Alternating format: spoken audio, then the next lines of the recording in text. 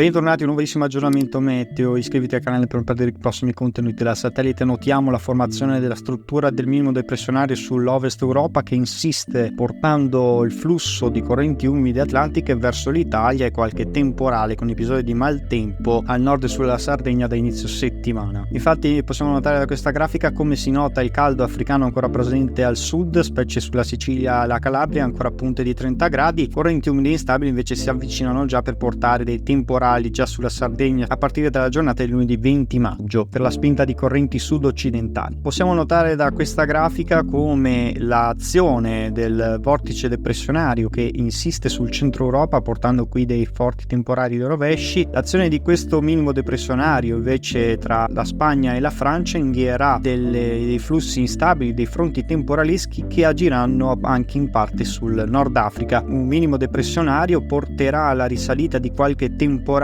forte anche sulla bassa Sardegna, quindi sulle zone come Cagliari fin sul Mar Tirreno, ma senza il coinvolgimento delle coste. La giornata comunque di domenica sarà contraddistinta da tanta variabilità, invece sul settore appenninico si verificheranno dei rovesci temporali, specie sull'Appennino centrale, con alcuni sconfinamenti fin sulle pianure toscane e del Lazio. Coinvolgimento di qualche piovasco anche sul resto delle Alpi e Prealpi, nulle invece le pianure, con tempo ancora in prevalenza stabile ma aumento della nuvolosità a partire da sud-ovest proprio per l'avvicinamento di questa saccatura. Come notiamo sarà molto più vicina e si addentrerà verso la Francia per portare un episodio di instabilità notevole, e con l'arrivo di questa perturbazione associata a forti temporali avremo già qualche possibile locale rovescio lungo le coste del Lazio e in parte della Toscana nella notte mattinata di lunedì 20 maggio, ma poi la risalita da sud-ovest di queste correnti, anche in parte molto miti da sud, faranno peggiorare il tempo a partire dalla Sardegna. Come notiamo, questo sistema temporalesco al momento appare un QLCS in risalita dalla Sardegna, ove qui porterà dei forti rovesci temporali, specie sulla Sardegna settentrionale, si avvicinerà verso la Toscana, verso il nord-ovest, per portare un episodio di forte instabilità dal tardo pomeriggio sera, quando le precipitazioni saranno molto più intense su tutto il nord-ovest, soprattutto sul Piemonte centro-occidentale, dove sono previsti accumuli notevoli di pioggia in poche ore, oltre 80 mm.